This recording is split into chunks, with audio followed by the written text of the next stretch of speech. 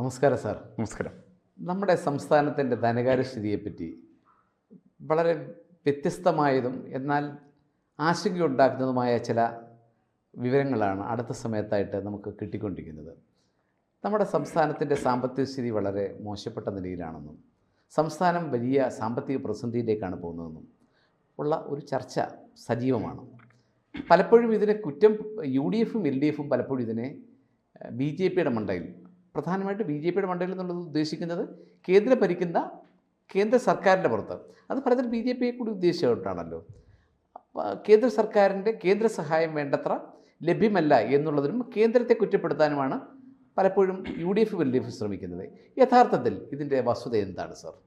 ഇതിൻ്റെ യഥാർത്ഥമായിട്ടുള്ളത് കേരളത്തിൻ്റെ സാമ്പത്തിക സ്ഥിതി വളരെ മോശമാണെന്നുള്ള സംശയാതീതമായിട്ടുള്ള വസ്തുതയാണ്. കാരണം മറ്റ് സംസ്ഥാനങ്ങൾക്കില്ലാത്ത രീതിയിലുള്ള വലിയ ചിലവുകൾ കേരളത്തിനുണ്ട്. മറ്റ് സംസ്ഥാനങ്ങൾക്കുള്ള പോലുള്ള വരുമാനം കേരളത്തിലില്ല. ഉദാഹരണം പറഞ്ഞിട്ടുണ്ടെങ്കിൽ കേരളത്തിൽ വിദ്യാഭ്യാസ മേഖലയിൽ ചിലവഴിക്കുന്ന പണം ഏകദേശം വലിയൊരു എമൗണ്ടാണ് കേരളത്തിൽ സ്പെൻഡ് ചെയ്യുന്നത്. കേരളത്തിൻ്റെ സാമ്പത്തിക കടം ഒരു വർഷത്തിൽ ഏകദേശം ഒരു 70,000 കോടി രൂപയോളം വരും. ഒരു വർഷത്തെ സാമ്പത്തിക കടം. അതിനകത്തൊരു 46,000 കോടി രൂപയും എയ്ഡഡ് വിദ്യാലയങ്ങളിലെ അധ്യാപകർക്ക് ശമ്പളം കൊടുക്കാൻ വേണ്ടിയിട്ടാണ്. എനിക്കിതിനകത്ത് ഏറ്റവും ഒരു മനസ്സിലാവാത്ത വസ്തുത, എയ്ഡഡ് സ്കൂൾ അധ്യാപകരെന്ന് പറഞ്ഞിട്ടുണ്ടെങ്കിൽ അതിന് നിയമനം നടത്തുന്നത് സ്വകാര്യ മുതലാളിമാർ സ്ഥാപനം നടത്തുന്നു. മിക്കവാറും കേരളത്തിലെ ഭൂരിപക്ഷം വരുന്ന സ്വകാര്യ മുതലാളിമാരും പണം വാങ്ങിച്ച് കൈക്കൂലി വാങ്ങിച്ചിട്ടാണ് ക്രൈസ്തവ സഭകളടക്കം നിയമനങ്ങൾ നടത്തുന്നത്. പക്ഷെ അതിൽ ശമ്പളം കൊടുക്കുന്നത് സർക്കാരാണ്. കേരളത്തിലെ പാതിരിമാരുടെ കണക്കെടുത്താൽ ഞാൻ അവർ പള്ളിയിൽ അച്ഛന്മാരെന്ന് വിളിക്കാറില്ല, പാതിരിമാരെന്നാണ് വിളിക്കുക.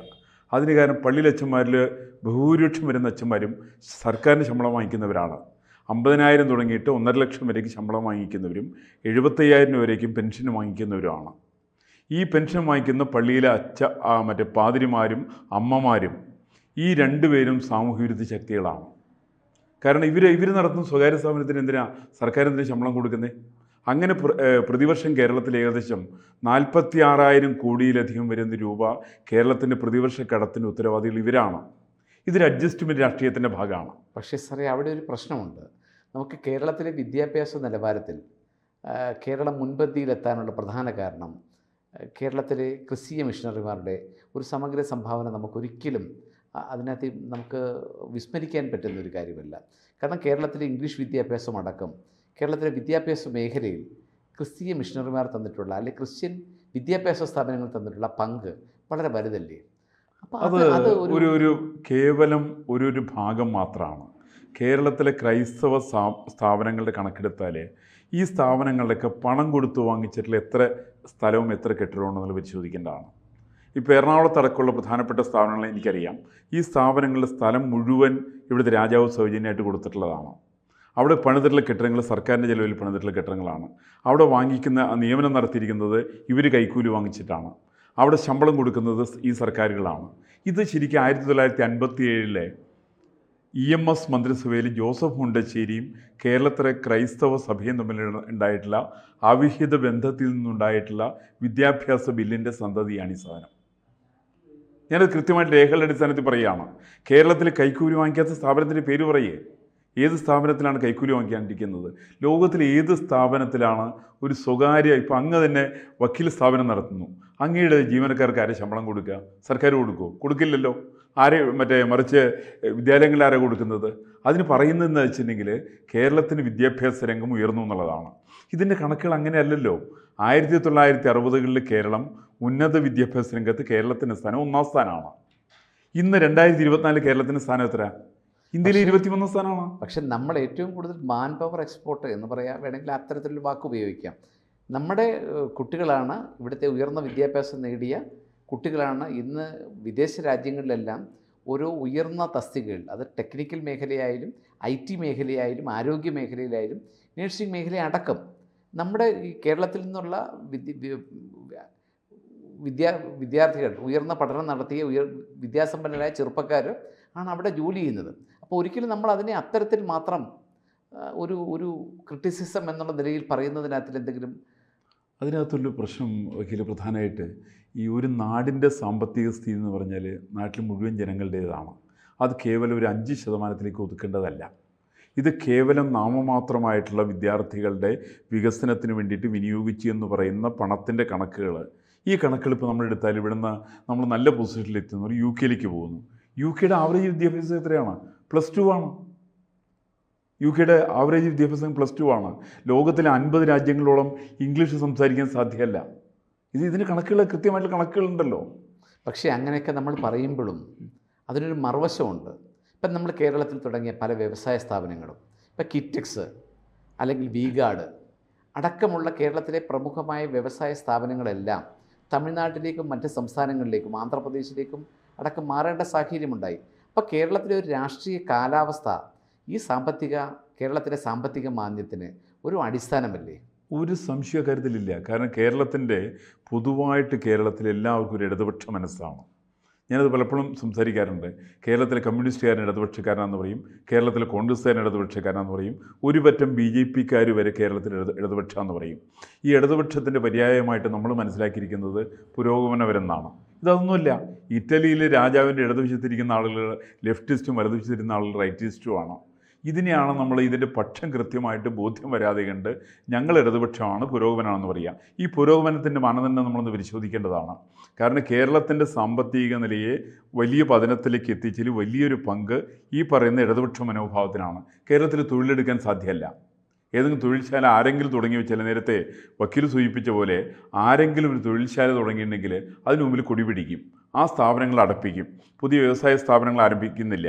ഇപ്പോൾ കേരളത്തിൻ്റെ നല്ലൊരു എക്സാമ്പിൾ എടുക്കും. ഞാൻ താമസിക്കുന്ന കൊച്ചി അടക്കമുള്ള സ്ഥലങ്ങൾ, ഈ കൊച്ചി അടക്കമുള്ള സ്ഥാപനങ്ങൾ, കൊച്ചിൻ കോർപ്പറേഷൻ്റെ വരുമാനം എത്രയാണ്? 200 കോടിയിൽ താഴെയാണ്. ചിലവത്രയാണ്, ശമ്പളം കൊടുക്കുന്നതാണ് അതിനകത്ത് ഏകദേശം 60% വരുന്നത്. എന്നുവെച്ചാൽ ഈ പട്ടണത്തിൻ്റെ വികസനത്തിന് വേണ്ടിയിട്ട് 10 പൈസ മുടക്കാൻ ഈ കൊച്ചിൻ കോർപ്പറേഷനിൽ വരുമാനമില്ല. സമാനമാണ് കേരളത്തിന് മുഴുവനുള്ളത്. കിട്ടുന്ന പണം ശമ്പളം കൊടുക്കുന്നു. ഇതിന് മറിച്ച് ഒരു പ്രശ്നം അതിനകത്ത് വരുന്നത് എന്താ വെച്ചിട്ടുണ്ടെങ്കിൽ, ഈ വികസനത്തെ സംബന്ധിക്കുന്ന കൊച്ചിൻ കോർപ്പറേഷൻ്റെയോ മറ്റ് സംസ്ഥാനത്തിൻ്റെ മൊത്തമായിട്ടുള്ള വികസനത്തെ സംബന്ധിക്കുന്ന ഒരു എക്കണോമിക് സ്ട്രാറ്റജി സർക്കാരിനെ സംബന്ധിച്ചില്ല. ഇതാരെ സംബന്ധിച്ചില്ല. മറിച്ച് ഒരു നയപരിപാടി നമ്മൾ ആവിഷ്കരിച്ചിട്ടില്ല. നമ്മൾ കേവലം ചർച്ച നടത്തുന്നു. ഈ ചർച്ചകൾക്ക് അപ്പുറത്ത് ഇത് എവിടെ എത്തുന്നു? ഇപ്പോൾ വിദ്യാഭ്യാസ രംഗം നമ്മൾ നേരത്തെ സൂചിപ്പിച്ച് അത് 1 നിന്ന് 23 എത്തിയിട്ടുള്ളത്. വ്യവസായ രംഗത്ത് നമ്മുടെ എണ്ണം കണക്കിലെടുക്കാൻ സാധ്യമല്ല. വാണിജ്യ രംഗത്ത് നമ്മൾ വളരെ പിന്നിലാണ്. കാർഷിക രംഗത്ത് നമ്മൾ വളരെ പിന്നിലാണ്. ഇവിടെ നന്നായിട്ട് ഉപയോഗപ്പെടുത്താവുന്ന ചില മേഖലയുണ്ട്. ടൂറിസം. ആ ടൂറിസം നമ്മൾ ഉപയോഗപ്പെടുത്തുന്നില്ലല്ലോ. എനിക്കറിയാം, ഞാൻ പാരീസിൽ പോയിരുന്നു ഇടയ്ക്ക്. ഈ പാരീസിൽ അവിടെ ഏറ്റവും കൂടുതൽ ഏകദേശം കൊച്ചി പട്ടണത്തിൻ്റെ സമാനമായിട്ടുള്ള ഭാവമാണ് പാരീസിനുള്ളത്. ഈ പാരീസിൽ അവിടെ ഒരു ദിവസം ഏകദേശം 1000-ഓളം ബോട്ടുകളാണ് അവിടെ അവിടെ ആ കായലിൽ കൂടി ഒഴുകിക്കൊണ്ടിരിക്കുന്നത്. അവിടെ ഒരു യാത്രക്കാരിൽ നിന്ന് അവർ ഏകദേശം 10 യൂറോ ആണ് കളക്ട് ചെയ്യുക. ഈ പണം സർക്കാരിൻ്റെ വരുമാനമാണ്. കേരളത്തിൽ അങ്ങനെ വരുമാനമില്ല. ഇവിടെ ബോട്ടിംഗ് പോലും പ്രോപ്പറായിട്ട് യൂസ് ചെയ്യുന്നില്ല. അഥവാ നടത്തുന്ന സ്ഥാപനങ്ങൾ നഷ്ടത്തിലാണ്. മെട്രോ പോലും നമ്മൾ നഷ്ടത്തിൽ കലാശിപ്പിക്കുകയാണ്. ഏത് സ്ഥാപനം തുടങ്ങിയാലും നഷ്ടത്തിലേക്ക് കൂപ്പുകുത്തുന്ന രീതിയിലുള്ള ഒരു സാമ്പത്തിക സംവിധാനത്തെ രൂപപ്പെടുത്തിയെടുത്തു എന്നുള്ളതാണ് കേരളത്തിൻ്റെ ഇടതുപക്ഷ മനസ്സിൻ്റെ വലിയ സവിശേഷത. അതിന് നമ്മൾ വേറെന്ന് പറയുന്നത്, ഞാൻ എല്ലാ കാര്യത്തിലും 1-ാം സ്ഥാനത്താണെന്ന് പറയും. ഈ ആണ്ടി തല്ലുകാരനാണെന്നുള്ളൊരു ആണ്ടി പറഞ്ഞാൽ പോരല്ലോ. ഇപ്പോൾ നാട്ടുകാർ പറയണ്ടേ, ഈ തല്ലുകൊള്ളാൻ നടക്കുന്ന ആണ്ടിയാണ് പറയുന്നത്. ഞാൻ ആണ്ടി ഭയങ്കര തല്ലുകാരാണെന്ന് ആണ്ടി പറയും. പക്ഷേ നാട്ടുകാർ അക്സെപ്റ്റ് ചെയ്തിട്ടില്ല. സമാനമായിട്ടുള്ള രീതിയിലാണ് കേരളത്തിൻ്റെ അവസ്ഥ. പൊതുമേഖലയെ നമ്മൾ കുറച്ചുകൂടി ആശ്രയിക്കുന്നുവെന്ന് വരുത്തി തീർക്കുകയും കേരളത്തിലെ പൊതുമേഖലാ സ്ഥാപനങ്ങളൊക്കെ നഷ്ടത്തിൽ, ഇപ്പോൾ KSEBയുടെ കണക്ക് പോലും അവസാനം വന്നപ്പോൾ വ്യക്തമാവുന്നത് KSEB പോലും വലിയ താമസം കൂടാതെ KSRTCയുടെ അവസ്ഥയിലേക്ക് പോകുമെന്നാണ് നമ്മൾ കേൾക്കുന്നത്. അപ്പം ഇത്തരത്തിൽ ഈ കേരളത്തിൽ UDF ആണെങ്കിലും LDF ആണെങ്കിലും പൊതുവെ ഇടതുപക്ഷ മനസ്സാണെന്ന് സാറ് പറഞ്ഞു. പക്ഷേ കേരളത്തിലെ മാധ്യമങ്ങൾ പലപ്പോഴും ഇതിൻ്റെ യഥാർത്ഥ വസ്തുത പുറത്തു കൊണ്ടുവരാൻ ശ്രമിക്കുന്നില്ല.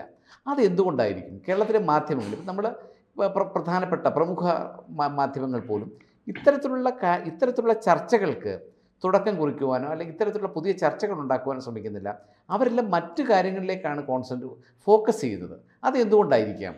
ഈ സ്റ്റാറ്റസ് കോ നിലനിർത്തുന്നതിലാണ് എല്ലാവർക്കും താല്പര്യം. കാരണം ഞാൻ കുറച്ച് പണം ഉണ്ടാക്കിക്കൊണ്ടിരിക്കുന്നു.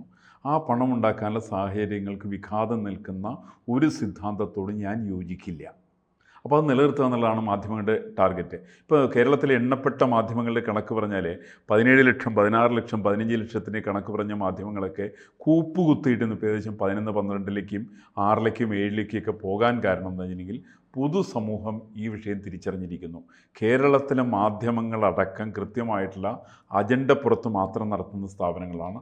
സ്വകാര്യ സ്ഥാപനങ്ങളെ പോലെയാണ് മാധ്യമ സ്ഥാപനം നടത്തുന്നത്. സാമ്പത്തിക താല്പര്യത്തിൻ്റെ അടിസ്ഥാനത്തിലാണ്. അത് വേണ്ടെന്നല്ല ഞാൻ പറയുന്നത്. സാമ്പത്തിക താല്പര്യം വേണമെങ്കിൽ പോലും സ്വന്തമായിട്ടുള്ള മാധ്യമധർമ്മത്തിന് വിരുദ്ധമായിട്ടുള്ള രീതിയിലാണ് കേരളത്തിലെ മാധ്യമങ്ങൾ പ്രവർത്തിച്ചുകൊണ്ടിരിക്കുന്നത്. കാരണം അവർക്ക് മനസ്സ് ഇടതുപക്ഷ മനസ്സ് തന്നെയാണ്. ഈ ഇടതുപക്ഷ മനസ്സ് എന്താണെന്നുള്ളവരും ഇവർ ആദ്യം ഒന്ന് പഠിക്കണം. അതിവർ മനസ്സിലാക്കണം.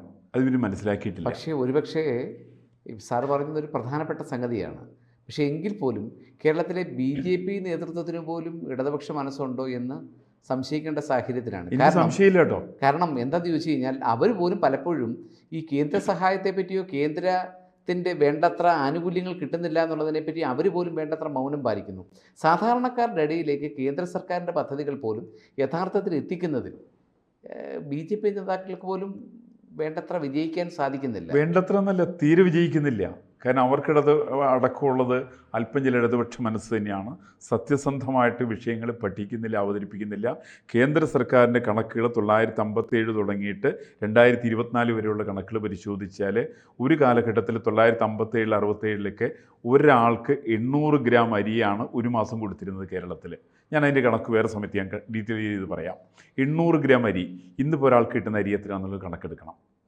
കേരളത്തിൻ്റെ സാമ്പത്തിക സ്ഥിതിയെ സംബന്ധിച്ച് ഉള്ള കുറച്ചുകൂടി പഠനങ്ങളും കുറച്ചുകൂടി വെളിപ്പെടുത്തലുകളും അല്ലെങ്കിൽ കുറച്ചുകൂടി സമഗ്രമായ റിപ്പോർട്ടുകളും പുറത്തു വരാതൊരിക്കലും കേരളത്തിൻ്റെ ധനകാര്യസ്ഥിതി എന്തുകൊണ്ട് മോശമാവുന്നു, കേരളത്തിൻ്റെ ധനകാര്യസ്ഥിതിയുടെ ഇന്നത്തെ സ്ഥിതി എന്താണ് എന്നുള്ളതിനെപ്പറ്റി ഒരു വ്യക്തമായ നിഗമനത്തിലെത്തുക സാധ്യമല്ല. എന്തായാലും കേന്ദ്ര സർക്കാരിനെ കുറ്റം പറയുന്നത് കൊണ്ട് മാത്രമല്ല, കേന്ദ്ര സർക്കാരിനെ വിമർശിക്കുന്നതുകൊണ്ട് മാത്രം കാര്യമില്ല. സംസ്ഥാന സർക്കാരും ഇവിടുത്തെ രാഷ്ട്രീയമായ ഈ ഇടതുപക്ഷ മനസ്സ് എന്ന് പറയുന്ന ഇവിടുത്തെ ഇടത് വലത് മുന്നണികളും ഒരു പരിധിവരെ BJPയും എല്ലാവരും ഇക്കാര്യത്തിലൊരു തുറന്ന മനസ്സോടുകൂടി സമീപിച്ചെങ്കിൽ മാത്രമേ കേരളത്തിലെ യഥാർത്ഥ ധനകാര്യസ്ഥിതി ജനങ്ങളെ ബോധ്യപ്പെടുത്താൻ കഴിയുകയുള്ളൂ, അല്ലെങ്കിൽ അതിൽ നിന്ന് പരിഹാരം കണ്ടെത്താൻ കഴിയുകയുള്ളൂ എന്നുള്ളതാണ് ഒരു യാഥാർത്ഥ്യം. അതിന് വരുന്ന ആളുകളിലെങ്കിലും അത്തരത്തിലുള്ള ചർച്ചകളുണ്ടാവട്ടെ, അല്ലെങ്കിൽ അത്തരത്തിലുള്ള മാറ്റങ്ങളുണ്ടാവട്ടെ എന്ന് നമുക്ക് കാത്തിരിക്കാം. അതെ, തീർച്ചയായിട്ടും അതിന് സാധിക്കുന്നു. വളരെ നന്ദി. ശരി, നമസ്കാരം.